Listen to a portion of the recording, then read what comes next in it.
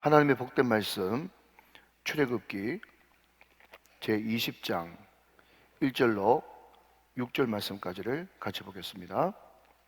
이 말씀은 하나님의 말씀입니다. 시작. 하나님이 이 모든 말씀으로 말씀하여 이르시되 나는 너를 애굽 땅 종되었던 집에서 인도하여 낸 내 하나님 여호와니라. 너는 나 외에는 다른 신들을 내게 두지 말라. 너를 위하여 새긴 우상을 만들지 말고 또 위로 하늘에 있는 것이나 아래로 땅에 있는 것이나 땅 아래 물속에 있는 것에 어떤 형상도 만들지 말며 그것들에게 절하지 말며 그것들을 섬기지 말라. 나 내 하나님 여호와는 질투하는 하나님인즉 나를 미워하는 자의 죄를 갚되 아버지로부터 아들에게로 3, 4대까지 이르게 하거니와 나를 사랑하고 내 계명을 지키는 자에게는 1000대까지 은혜를 베푸느니라. 아멘. 아멘. 할렐루야. 오늘 이 말씀이 여러분을 주님을 더 사랑한 대로 이끌게 되시기를 주님의 이름으로 축원합니다. 지금 미국뿐만 아니라 유럽에서 가장 많이 믿는 신 내지는 가장 많이 가지고 있는 종교는요, 자기입니다. 자기. 자기교예요. 자기교. 이게 영어식으로 다른 의미가 있습니다만은 제가 지어낸 말이에요. 자기교, 자기를 가장 믿는단 말이죠. 그러니까 나는 이것도 믿기 싫고 저것도 믿기 싫고 나는 나밖에 안 믿는다라고 하지만 그것도 믿는 겁니다. 자기가 한마디로 우상이 되어지는 것이죠. 여러분, 이런 사람들이요, 제일 싫어하는 말이 뭔가 하면요, 절대라는 말을 제일 싫어합니다. 우리 기독교는 절대 종교 아닙니까? 하나님 한 분이 절대고 말씀이 절대 진리거든요. 그런데 이 사람들은요, 모든 것이 자기 위주이기 때문에 다 상대적이지 절대라는 말을 절대로 싫어해요. 그래서 이분들은요, 그냥 딱 간섭하지 말라고 합니다. 그래서 그냥 속옷을 바깥에 입든지 아니면 바지를 그냥 머리에 쓰고 다니든지 아니면 여러분, 동성애 같은 경우도 뭐라 그럽니까? 자기 결정권이라 그러지 않습니까? 그게 다 자기교, 에고에서 나온, 다 자기 우상에서 나온 모든 잘못된 진리가 바로 동성애가 되어지는 거겠죠.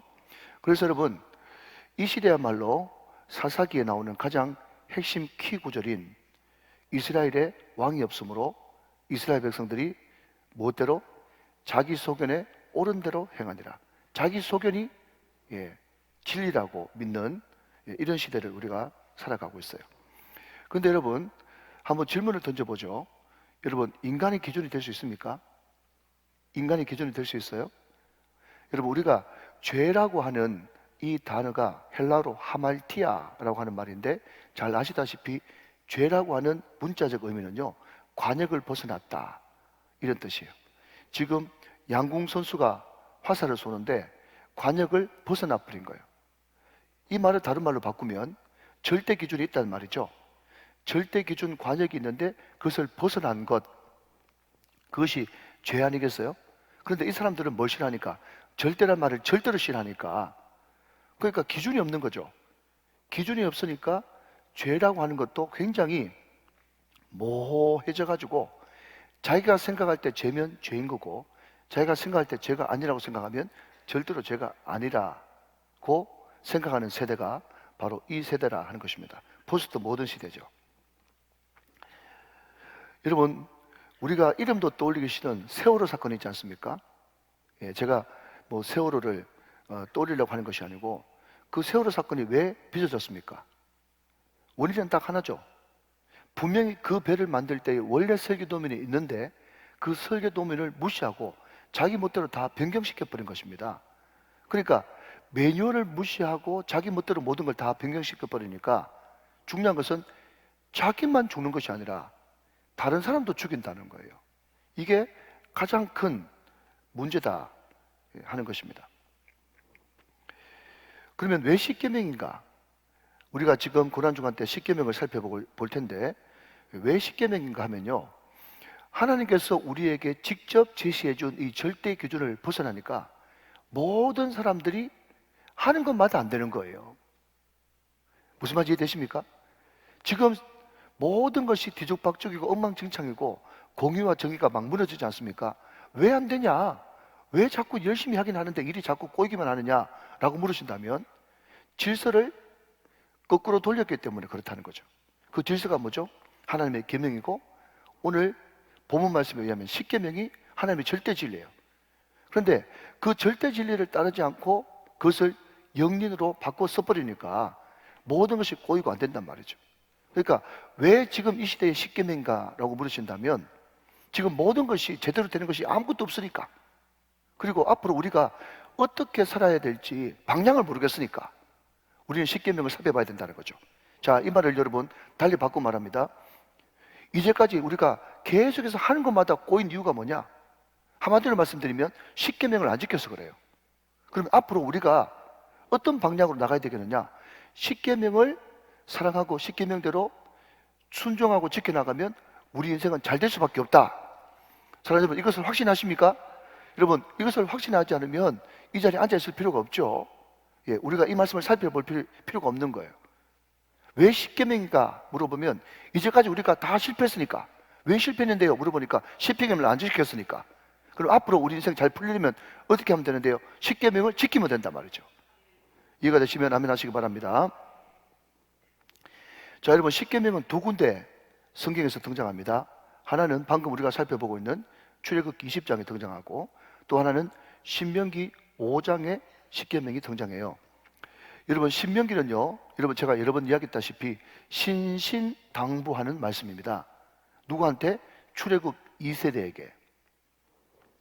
출애굽 2세대가 이제 곧 가나안에 들어가게 될 텐데, 너희만은 꼭 가나안 땅에 들어가서 이것만은 지켜야 된다. 이렇게 살아야만 너희들은 젖과 꿀이 흐르는 축복된 땅에 축복된 백성이 될 수 있다.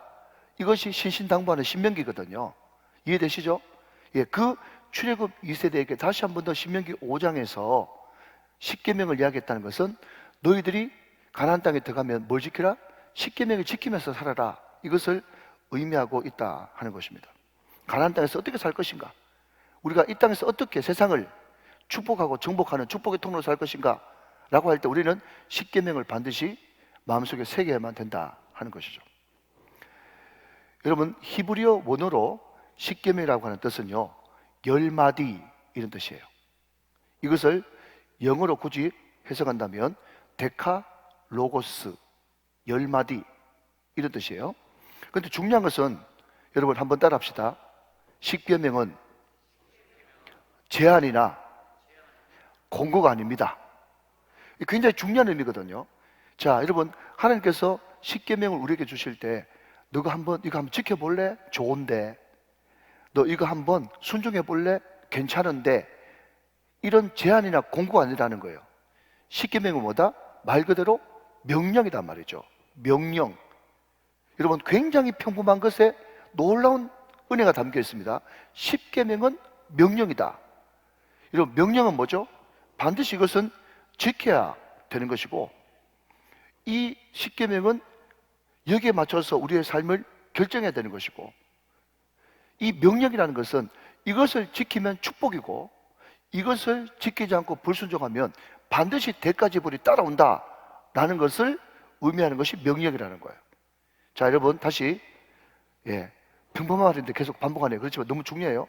십계명은 제한이나 공고가 아니고 명령이기 때문에 이것에 의하여서 삶을 결정해야 되는 것이고, 이 명령을 순종할 때는 축복이 따라오고, 이 명령을 불순종할 때는 반드시 대가지불을 하게 돼 있다라는 것입니다. 여러분, 오늘 첫 시간이니까 제가 개요식으로 이야기하는데 굉장히 중요한 내용들이 핵심이 담겨 있는 거예요. 그래서 첫 시간이 굉장히 중요합니다. 학자들에 의하면 십계명은 주전 1300년경에 우리에게 주어졌다고 이야기합니다.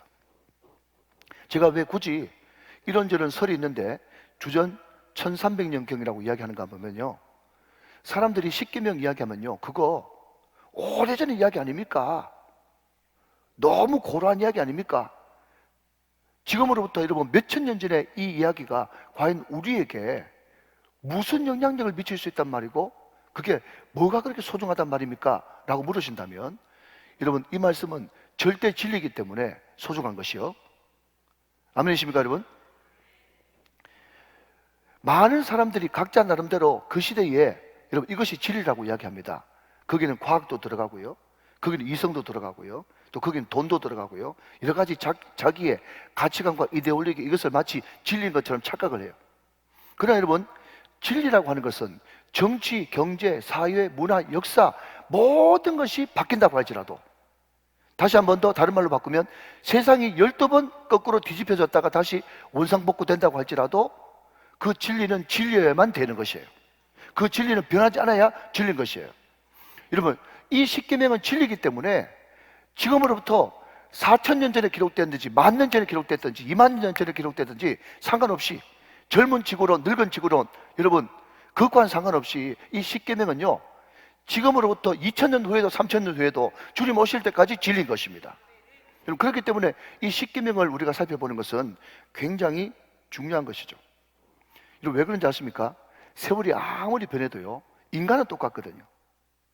여러분, 옛날 우리 2,000년 전의 조상들은 죄 안 지었습니까? 똑같이 죄 지었어요. 사람들은 뭔가 과학이 발전하고 뭔가 시대가 변하면 말이죠, 사람이 점점 진화돼 가지고 뭔가 옛날보다 나아지고 좋아질 것으로 기대하지만 인간은 여전히 죄성입니다. 인간은 여전히 죄인이에요. 이해되십니까 여러분? 인간 자체가 죄성을 가지고 있고 영원한 죄인이기 때문에 십계명은 영원히 주님 오실 때까지 진리가 되어지는 것입니다. 믿으시면 아멘 하시기 바랍니다. 자, 그러면 십계명은 누가 주셨냐? 이게 굉장히 중요하죠. 이제 본론으로 들어갑니다. 십계명은 누가 주셨냐? 자, 여러분 1절 말씀을 한번 같이 보도록 하죠. 같이 읽어요. 시작. 하나님이 이 모든 말씀으로 말씀하여 이르시되, 그랬습니다. 여러분, 굉장히 중요한 겁니다. 십계명은 누가 주셨냐? 오늘 계속 평범한 이야기만 하고 있는데 이 평범한 것이 비범한 것이에요. 십계명은 누가 주셨습니까? 하나님이 주셨어요. 여러분, 하나님이 주셨다는 말을 다른 말로, 좀 어려운 말로 바꾸면 그 모든 기준을 제시한 분이 하나님이시다 하는 것입니다. 그러면 이게 왜 하나님이 십계명을 주셨다, 이 말이 왜 중요하냐 하면요, 영원한 우리의 진리, 창세기 1장 1절 말씀, 시작. 태초에 하나님이 천지를 창조하셨어요. 하나님이 세상을 창조하셨고 하나님의 창조 질서와 원리대로 지금 이 세상이 돌아가고 있기 때문에 하나님이 사용 설명성을 가지고 있는 거나 마찬가지라는 거예요. 이해되시죠 여러분? 예, 제가 아는 어떤 목사님이 미국에서 어떤 조립하는, 조립이라 그러죠, 애들 조립하는 건 말이죠, 그것을 사가지고 와가지고 애한테 주니까 애가 너무너무 좋아하는 거예요. 그런데 보통 복잡한 거 아니야. 그런데 보통 여러분 한 100가지 200가지 조립할 게 있으면 그냥 보통 애들은 한 70가지 80가지 맞추다가 에라 모르겠다 하면서 막 이렇게 막 해버리잖아요. 그런데 거기에 경고 문구가 딱 적히는 거예요. 어떤 경고 문구가 적히는가 하면요, 순서를 바꾸면 망가집니다. 순서를 바꾸면 망가집니다. 이렇게 돼 있어. 여러분, 창조의 모든 질서와 원리를 누가 가지고 계시다고요? 태초에 천지를 창조하신 하나님이 가지고 계셔요. 그런데 그 하나님이 천지를 창조하시고 인간을 만드시면서 사용 설명서를 우리에게 주셨는데 그게 십계명이에요. 그런데 여러분 뭐라고요? 순서 바꾸면 망가진다니까요. 그러니까 이게 여러분 얼마나 중요한 말씀이 되는 것입니까? 여러분, 그렇기 때문에 오늘날 우리 주변에 일어나는 모든 문제들도요, 다 어디서부터 기인되는가 하면 하나님을 떠나고 하나님을 부인하고 하나님을 부정하는 그 모든 것에서부터 우리 가운데 인간사에 일어나는 모든 문제가 발생한다는 것을 인정하십니까? 여러분, 그럼에도 불구하고 사람들은 근본을 고치려고 생각하지 않고 사람들은 다 계속 어떤 문제에 대해서 그게 이성, 과학, 심리, 오만 것들을 다 붙여가지고 미봉책으로 만족하고 만다는 거예요. 여러분, 우울증 걸린 사람들이 주변에 많습니다. 그런데 그분들한테 의사 찾아가지 말라, 약 먹지 말라라는 것은 아니지만 그럼에도 불구하고 여러분, 단순히 의사 찾아가가지고 정신과 약 먹는다고 우울증이 근본적으로 해결됩니까? 여러분, 저를 도와주는 의미에서 안 된다고 좀 말해주세요. 안 되죠. 제가 뭐라고 이야기했습니까? 미봉책이라고 말씀드렸잖아요. 미봉책. 그 우울증이 그러면 여러분 궁극적으로 우리 교회에서 뭐 물어보면 하나님, 예수님 이야기하면 거의 70, 80%다 맞으니까 여러분 물어볼게요. 그 우울증이 누구 만나면 끝나는 겁니까? 예수님 만나고 하나님 제대로 만나면 끝나는 거 맞죠? 다 그렇게 인정하신 분 앉아 계시죠?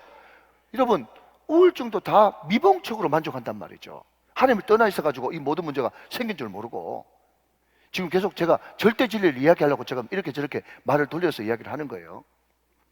한 걸음 더 나가서 여러분, 저도 피곤합니다. 가끔씩 피곤한 사람 쉬어야 돼요. 열심히 일한 당신 떠나라. 떠날 수도 있어요. 그런데 여러분, 그냥 훌쩍 떠나가지고 휴가 가진다고 해가지고 그 필요의 근본이 풀립니까? 아닙니다. 저 같은 경우는요, 3일만 바깥에 나가 있으면 목에 담이 딱 걸려버려요. 미봉책이 미봉책. 여행도 여러분 한두 번 여행이지, 정말 어떤 분이 정말 급하게 하나님께서 서셔가지고 가방 싸들고 여러분 5개월만 바깥에 나가서 여행해 보십시오. 좋은가? 말귀를 알아듣습니까? 다 그게 미봉책이라니까요. 여러분, 가정의 문제도 마찬가지잖아요. 자녀들이 여러분 아빠를 인정해 주지 않고 엄마를 인정해 주지 않는데 그냥 선물 한번 사주고 용돈 듬뿍 주고, 그것도 다 미봉책이요. 근본은 뭐 때문에 그렇다고요? 하나님을 부정하고 하나님을 떠나고 하나님을 반역했기 때문에 모든 것이 생긴 문제인데, 많은 사람들은 미봉책으로 그냥 그 모든 것을 그냥 회칠한 무덤처럼 그냥 커버하고 말려고 한다 하는 겁니다. 그렇기 때문에 우리는 다시 어디로 돌아가야 된다? 십계명으로 돌아가야 된다 하는 겁니다. 자, 그러면 여러분, 십계명은 하나님이 주신 것인데 누구한테 주신 것이냐? 그게 또 2절에 등장하고 있죠. 십계명은 누구한테 주신 것이냐? 2절 말씀. 자, 같이 또 읽어봐요. 시작. 나는 너를 애굽 땅 종되었던 집에서 인도하여 낸 내 하나님 여호와니라 그랬습니다. 자, 여러분, 하나님이 우리에게 주셨어요. 근데 그러면 우리는 누굽니까? 애굽 땅에서 종되었던, 노예로 살았던 우리인데, 그런데 노예로 살았던, 여러분, 죄인으로 살았던, 세상에서 살았던, 지옥 백성으로 살았던 우리를 인도하여 내서 구별해서 천국 백성으로 삼으셨죠. 결국 이스라엘이죠. 자, 여러분 묻습니다. 그러면 이스라엘이 누군데요? 나예요. 하나님이 택한 백성, 구별된 백성에게 그 십계명을 주셨다는. 왜 하나님께서 그 백성에게 그 십계명을 주셨겠습니까? 구별된 백성이니까 구별된 백성답게 살라고 주신 거예요. 하나님은요, 우리가 세상과 닮은 사람으로 살기를 원하지 않습니다. 하나님은 우리가 구별되기를 원해요. 왜 구별되기를 원하십니까? 그 구별된 삶이 모든 것이 반듯한 삶이고 질서 잡힌 삶이고 행복한 삶이기 때문에 그런 거예요. 그래서 여러분, 신명기도 말이죠, 하나님께서 계속해서 창세기부터 신명기까지 쭉 말씀하셨다가 내가 왜 너한테 이렇게 신신당부하는 줄 아니? 오늘날 너희의 행복을 위하여 그랬습니다. 사랑하는 여러분, 이 십계명이 우리의 행복과 우리의 사랑의 표시인 줄로 믿으셔야 되는 것입니다. 여러분, 우리 자녀들이 바깥에 나가가지고 모래 장난쳐가지고 손에 잔뜩 흙을 묻혀왔어요. 그러면 식사하기 전에 엄마는 당연히 손 씻고 와라 이야기할 수밖에 없어요. 왜 손 씻고 오라고 이야기합니까? 그것이 사랑이고 관심이고 행복이에요. 그러면 그 명령에 우리는 순종하면 되는 것이죠. 여러분, 요한일서 5장 3절 말씀 같이 한번 읽어보도록 하겠습니다. 요한일서 5장 3절 말씀을 좀 띄워주시면 좋겠습니다. 자, 같이 한번 읽어보세요. 시작. 하나님을 사랑하는 것은 이것이니 우리가 그의 계명을 지키는 것이라. 그의 계명들은 무거운 것이 아니로다. 여러분, 주일 성수하는 것이 무거우면 안 되는 거예요. 여러분, 제가 설교 준비하는 것이 쉽지는 않지만 무거우면 안 되는 거예요. 여러분, 예수님이 직접 말씀하셨듯이 지금 해산을 앞두고 있는 엄마가 말이죠, 해산은 너무너무 무섭고 고통스러운 것이나 태어날 아기 새 생명을 만나는 기쁨 때문에 그 모든 해산의 수고를 기쁨으로 감당하는 것처럼 설교 준비하는 것은 쉽지 않은 그런 작업이나 이 말씀을 듣고 한 사람도 졸지 않고 이렇게 집중하면서 은혜 받는 성도들을 생각하면서 기쁨으로 준비해야 되는 것처럼, 할렐루야. 여러분, 우리가 헌금 드리는 것도 주일 성수하는 것도 봉사하는 것도 다 기쁨으로 할 때 여러분, 그것은 결단코 무거운 것이 아닌 것입니다. 우리 주님께서도 뭐라고 얘기하셨어요? 수고하고 무거운 짐진 자들아 다 내게로 오라. 내가 너를 쉬게 하겠다. 내가 너희들에게 내 멍에를 먹여줄 텐데 그 멍에는 쉽고 가볍다 그렇게 이야기했어요. 왜? 사랑한 마음으로 지니까 그것이 가볍게 느껴질 수가 있는 것이죠. 여러분, 십계명의 핵심은요 바로 관계입니다. 자, 굉장히 중요한 말을 또 합니다. 십계명의 핵심은 관계예요. 관계. 그래서 여러분, 우리는 구약 말씀을 읽을 때 계속 언약이란 말을 자주 쓰지 않습니까? 언약. 근데 언약이 결국은 관계 맺는 거죠. 어제도 제가 여러분 기도에 대해서 이야기하면서 기도는 응답에 초점을 맞추면 안 되고 기도의 초점은 어디에 있어야 된다? 사귐, 교제, 관계예요. 그래서 창세기부터 요한계시록까지 일관되게 우리들에게 이야기하는 것은 신앙생활은 관계다, 신앙생활은 사귐이다, 신앙생활은 교제다. 그게 핵심이다. 그렇기 때문에 여러분 인티머시, 친밀감이 신앙생활의 핵심 중에 핵심인 거예요. 자, 여러분 오늘 보면 1절 2절 다시 한번 읽겠습니다. 하나님이 이 모든 말씀으로 말씀하여 이르시되 보십시오. 나는 너를 애굽 땅에서 종되었던 집에서 인도하여 낸 내 하나님 여호와니라. 아멘이십니까? 자, 여러분 십계명의 핵심은 뭐라고요? 관계입니다. 나는 하나님, 너는 백성. 나는 너의 하나님, 너는 나의 자녀. 계속해서 나와 너. 여러분, 그래서 이 십계명은 결국 하나님과 우리와의 관계인데 이 관계가 여러분 대신 관계가 합쳐지기만 하면 나와 나 사이도 화목이 일어나고, 여러분 많은 사람들이 자기를 굉장히 사랑하는 사람들이 많이 있지만 자기 자신을 학대하는 사람도 많이 있습니다. 그러니까 여러분 온전한 여러분 관계에 뻥 뚫리면 나와 나의 관계가 회복돼야 되고 나와 이웃 관계가 회복돼야 되고 한 걸음 더 나가서 나와 피조물 관계도 회복돼야 되는 것입니다. 그래 돼야만 나를 통해서 세상 모든 것들이 다 회복의 역사가 일어나는 거예요. 믿으시면 아멘 하시기 바랍니다. 여러분 이것이 축복이죠. 여러분 관계가 뻥 뚫려 있는 게 축복이에요. 자, 여러분 오늘 보면 1계명을 한번 살펴보도록 하겠습니다. 1계명. 자, 여러분 3절 말씀 같이 한번 읽어보시죠. 시작. 너는 나 외에 다른 신들을 내게 두지 말라 그랬습니다. 자, 여러분 1계명이 나 외에 다른 신을 두지 말라. 나가 누굽니까? 하나님이에요. 이 말은 무슨 말인가 하면요, 성경 전체 이야기는 여러 번 강조하지만 아브라함 이야기도 아니에요. 여러분 모세가 주인공이 아닙니다. 다니엘이 주인공이 아니에요. 성경은 창세기부터 요한계시록까지 한 분 하나님 이야기예요.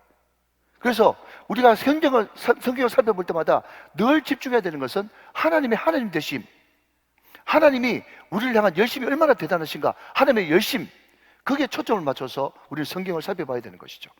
다시 한번요, 성경은 하나님 한 분 이야기시다.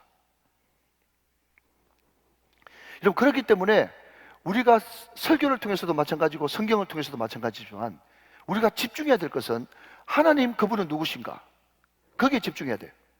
여러분 십계명도 말이죠. 그렇기 때문에 여러분 제가 씨 뿌리는 자의 비유를 이야기할 때도 그렇게 이야기했습니다. 씨 뿌리는 자의 비유가 예수님의 비유 가운데 첫 번째 비유라고 그랬어요. 첫 번째는 굉장히 중요한 거예요. 그 뒤에 모든 따라 나오는 비유의 토대가 되니까 말이죠. 마찬가지로 여러분 십계명도 10가지 계명이 있는데 그 계명 중에서 모든 계명이 중요하지만 가장 핵심적인 계명은 1계명이에요. 왠지 아십니까? 하나님을 제대로 알아야만 그 뒤에 부모 경경하는 것도, 왜 살인하지 말라고 하는 것도, 왜 간음하지 말라고 하는 것도, 왜 이웃을 또 이웃 물건을 탐하지 말라고 하는 것도 다 하나님이 누구신가 그거를 알아야만 그 모든 것들도 다 따라 지킬 수 있기 때문에 그렇다는 것입니다. 자, 이해가 되시면 아멘 하시기 바랍니다. 여러분 여기에 나 외에는 그랬어요. 자, 나 외에는 거기에 동그라미를 한번 쳐보시고, 자, 나 외에는 이렇게 번역을 했는데 이것을 다른 번역으로 바꾸면 내 앞에서, 내 면전에서 이렇게 바꿀 수도 있어요. 나 외에는 이 단어를 내 앞에서, 내 면전에서 이렇게 바꿀 수도 있다. 이 말을 여러분 바꾸면요, 우리는 항상 주님 앞에 있는 거예요. 우리는 주님 앞에 있습니다. 자, 그러면 여러분 좀 어려운데 아실란가 모르겠네. 그러면 주님은 어디 계세요? 주님은 어디 계시죠?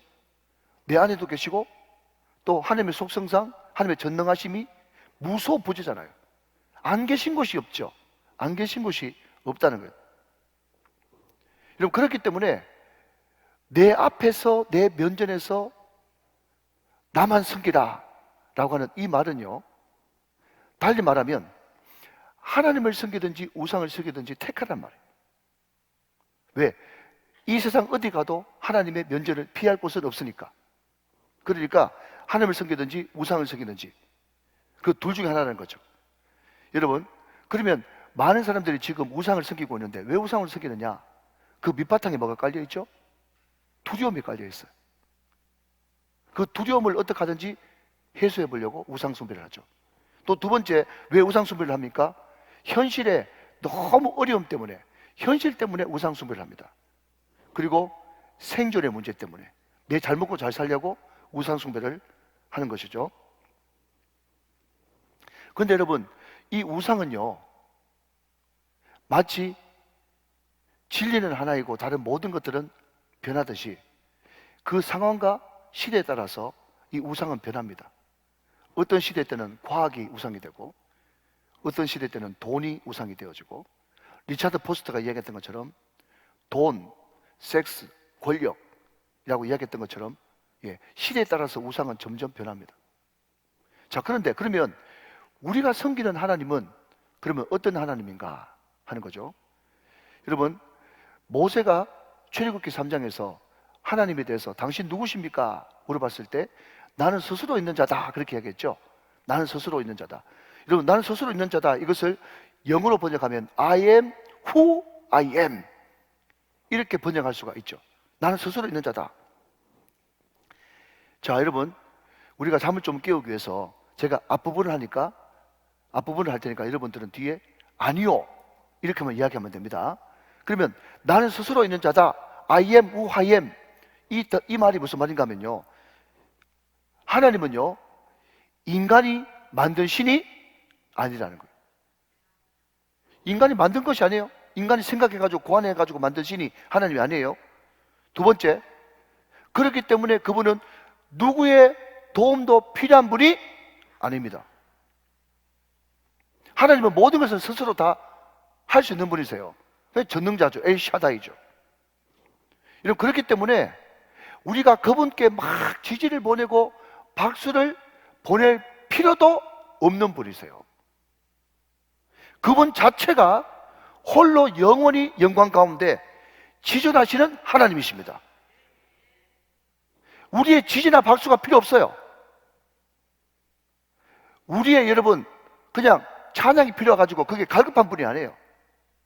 그분은 우리가 만들어낸 신도 아니고 우리의 박수도 필요한 분이 아니고 우리의 도움도 필요한 분이 아니고요, 그분은 홀로 지존하시고 영원하시고 영광 가운데 계신 분이세요. 그분을 여러분 로마서 11장 36절에서는 이렇게 영광스럽게 표현하고 있어요. 자, 우리 하나님은 어떤 분이냐? 로마서의 핵심, 우리 장로교의 가장 핵심적인 키워드 되는 말씀이죠. 자, 시작. 이런 만물이 주에게서 나오고 주로 말미암고 주에게로 돌아갑니다. 그에게 영광이 세세 있을지어다. 아멘. 여러분, 이게 장로교 예정의 가장 핵심적인 구절 아닙니까? 자, 한번 더 띄워주시면, 모든 만물이 주에게서 나오고 주로 말미암고 주께로 돌아가요. 그렇기 때문에 우리 주님은 영원히 홀로 영광 받으실 지존자가 되시는 것입니다. 그분이 우리가 섬기는 하나님이세요. 여러분, 그렇기 때문에요, 그 하나님은요 질투하시는 하나님이십니다. 자, 굉장히 중요한 단어가 5절에 질투라는 단어가 나오지 않습니까? 5절. 자, 제가 읽습니다. 그것들에게 절하지 말며 그것들을 섬기지 말라. 나 내 하나님 여호와는, 시작, 질투하는 하나님인즉. 하나님이 질투한대요.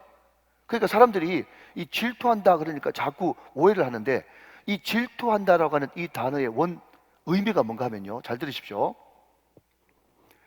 동일선상에 놓이기를 거부한다 이런 뜻이에요. 왜? 다른 신하고 비교가 됩니까? 그러니까 여러분, 질투한다는 이 말을 다른 말로 바꾸면 동일선상에 놓이는 것을 거부한다. 하나님이 항상 프라이어티, 우선순위가 되기를 원하시지 동일선상에 놓이는 것을 어떤 것도 거부한다. 이것을 다른 말로 바꾸면요, 하나님 자체가 어떤 것도 비교할 수 없는 존재이기 때문에 비교당하는 것을 거부한다, 이런 뜻이에요. 동일선상에 놓이는 것을 거부하고 비교당하는 것을 거부하는 버리세요. 그게 질투하는 하나님이라는 단어의 뜻인 것입니다. 여러분, 그렇기 때문에요, 이 1계명의 핵심은요, 우리의 마음, 내면을 살피는 계명입니다.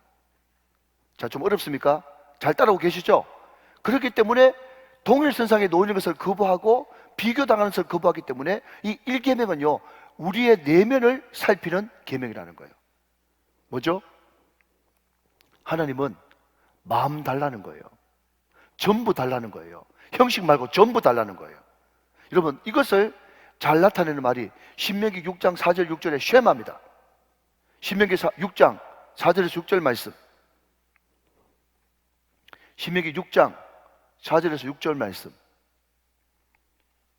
자, 같이 읽어요. 시작. 이스라엘아 들으라. 우리 하나님 여호와는 오직 유일한 여호와이시니. 5절. 너는 마음을 다하고 뜻을 다하고 힘을 다하여 내 하나님 여호와를 사랑하라. 오늘 내가 내게 명하는 이 말씀을 너는 마음에 새기라. 여러분, 하나님께서 우리에게 바라시는 것은 마음이에요.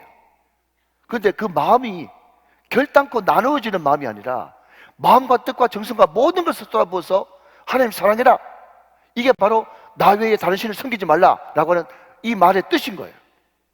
여러분, 이게 신약으로 넘어가면요, 마태복음 그 유명한 22장 37절 말씀의 말씀인 거예요. 자, 마태복음 22장 37절 말씀 또 같이 봅니다. 시작. 예수께서 이르시되 내 마음을 다하고 목숨을 다하고 뜻을 다하여 주 너의 하나님을 사랑하라 하였으니. 여러분, 이것이 바로 나 외에는 다른 신을 섬기지 말라라고 하는 말의 뜻인 거예요. 여러분, 한 구절만 더 볼까요?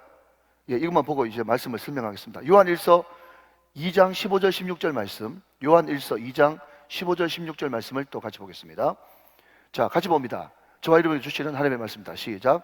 이 세상이나 세상에 있는 것들을 사랑하지 말라. 누구든지 세상을 사랑하면 아버지의 사랑이 그 안에 있지 아니하니. 16절 시작. 이는 세상에 있는 모든 것이 육신의 정욕과 안목의 정욕과 이생의 사랑이니 다 아버지께로부터 온 것이 아니요 세상으로부터 온 것이다. 여러분, 결국 나 외에 다른 신을 섬기지 말라라고 하는 이 말은요, 네 마음 달라는 거예요. 네 사랑 달라는 거예요.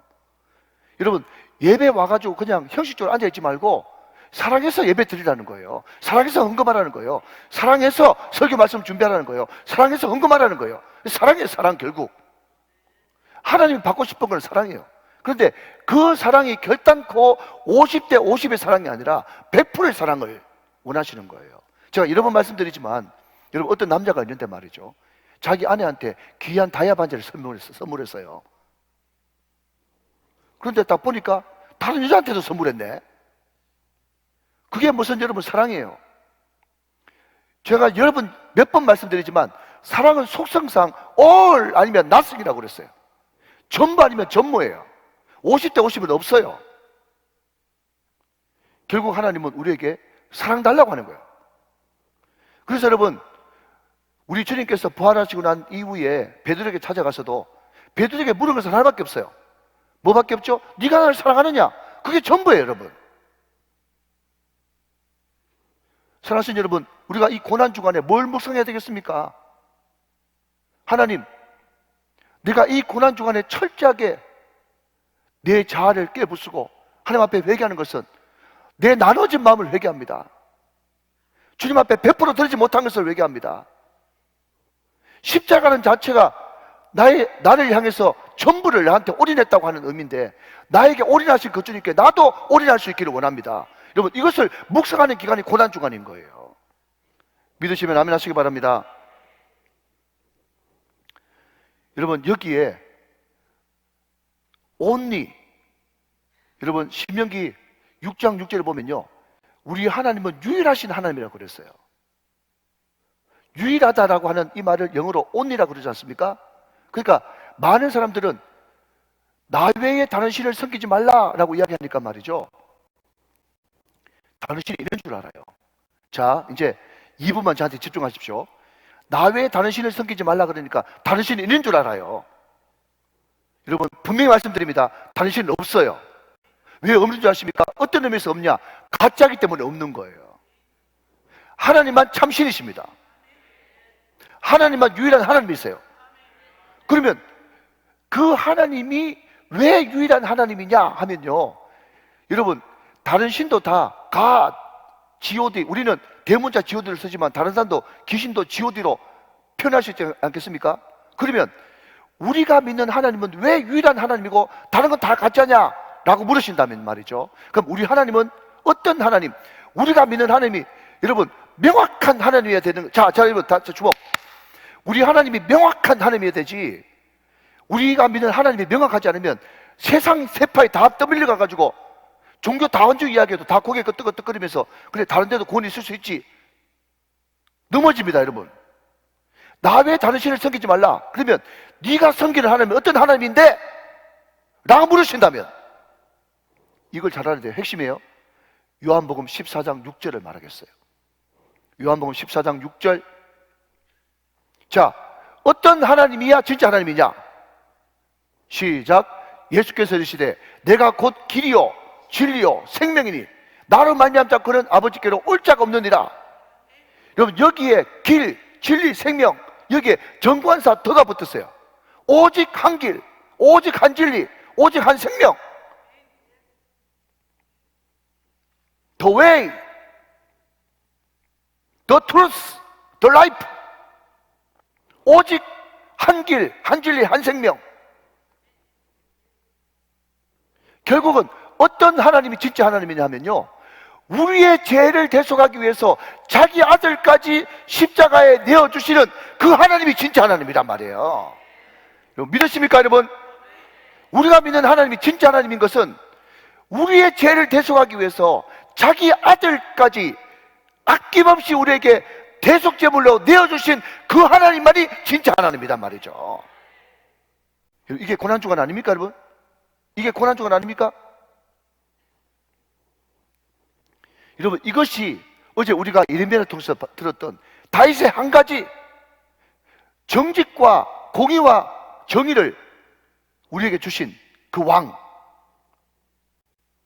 여러분, 그것이 우리가 상상할 수도 없는 크고 은밀한 일이 되는 것입니다. 사랑하는 여러분, 어떻게 하시겠습니까? 성경 한 문절 읽고 마치겠습니다. 여호수아 24장 15절 말씀. 여호수아 24장 15절 말씀. 여러분, 성경 읽고, 저는 군소리 하지 않습니다. 이 말씀만 읽고 여러분 스스로 알아서 하셔야 돼요. 여호수아 24장 15절 말씀 시작.